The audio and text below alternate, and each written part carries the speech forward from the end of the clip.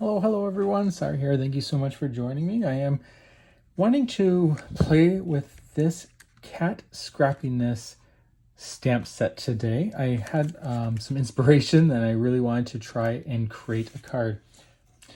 And it was inspired by this background I created, which was just created with this Sea Breeze Altenew watercolor. So pretty much what I did was I added the pigment onto my glass mat and then took a big brush and then just did long strokes a couple times, dried it in between. You just create a very simple blue background. So that kind of inspired me to do something.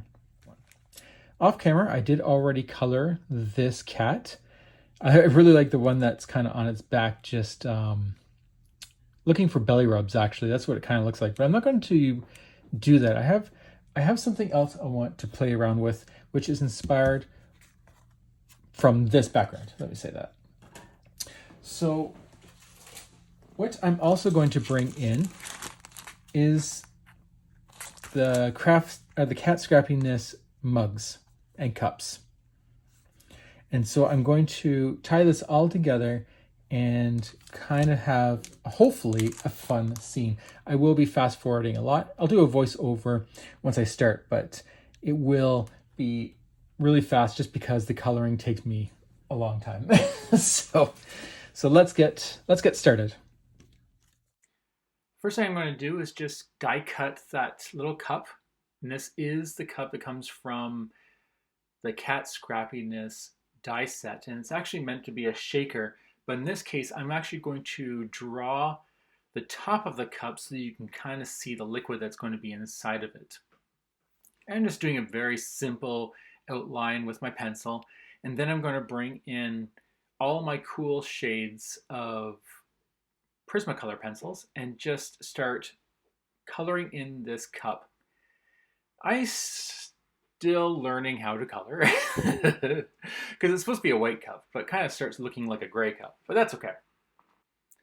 And I'm just going to, I actually have a picture on my monitor while I'm coloring this looking of a white mug, and I'm just trying to mimic what I see. So I'm just trying to use the darker shades on the outside, and the light's going to be shining right in the center. So that's why I'm working my way in the center. So you start kind of like skinny on the bottom and wider on the top. That kind of seems to be the way that the light was showing.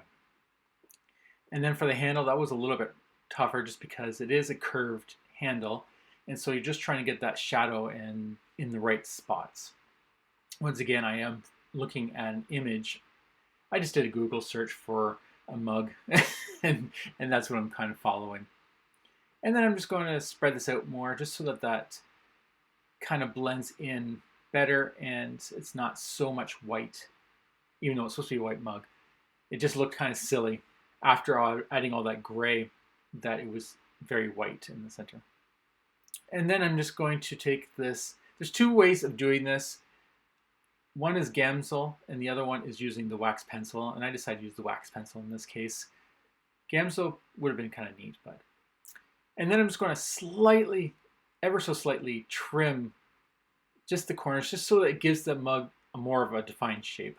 And then to fill in the coffee, I'm just going to take two Copic markers. I think it's a E31 and 35. And I just need the two colors and just going to overlay in the corners there, kind of giving it a nice color. And then, once again, you can see why I fast forward this by 8 times. It's because it takes a while for me to color and be happy with it. Next, I am going to slice a line right in the center of that, and we'll show you what we do with that. You might be able to figure it out. Next, I'm going to take this Kat Scrappiness ball of yarn stencil and a scrap piece of paper, and I'm going to ink orange on the top layer and a light blue on the bottom. I am using Pinkfresh colors for this. I think the first one was Clementine and this is Seaside. The Seaside's a little bright. I should have got the lighter color, but that's okay. And then I'm going to take the darker color, in this case Storm, and just use the stencil over top. And now I kind of have, instead of coloring it, how can I say that? I now have two-tone because I have the light blue in the background and the dark on the top, and the same for the orange. And then I'm going to cut out a bunch of these as embellishments.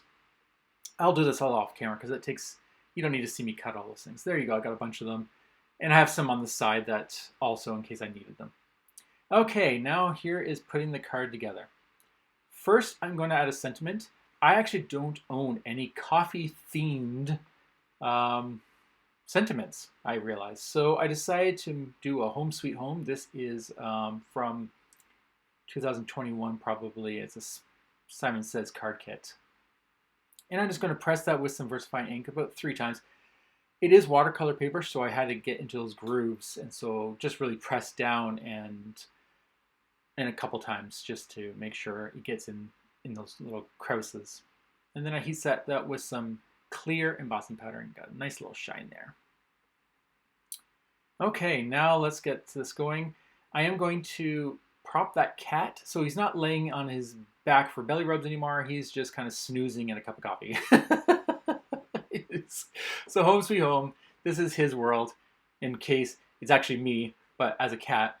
And I am just living my life in my cup of coffee, flying through the sky in a giant mug.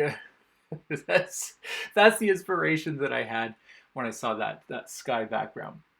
And I really had fun with this. I really love it.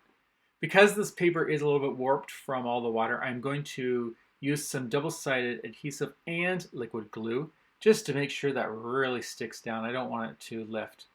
Of course, the corners are still kind of lifting, and you'll see me add some glue to just underneath, and then I'll put a acrylic block and press down just to make sure it really sticks.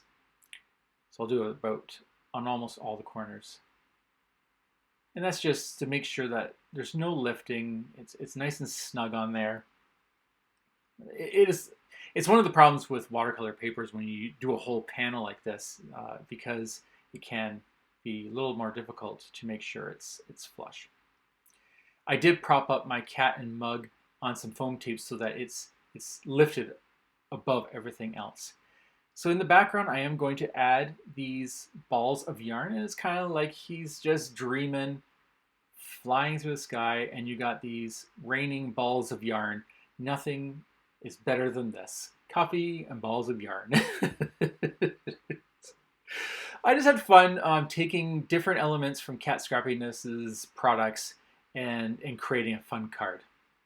And so I'm just going to glue those down with some Simon Says Crafty Tacky glue just around the mug and the sentiment there. And then I'm going to, when I take this release paper off and prop them down, I'm going to have it slightly curved. I like that. It looks like he's kind of flying. And then I'll trim it off.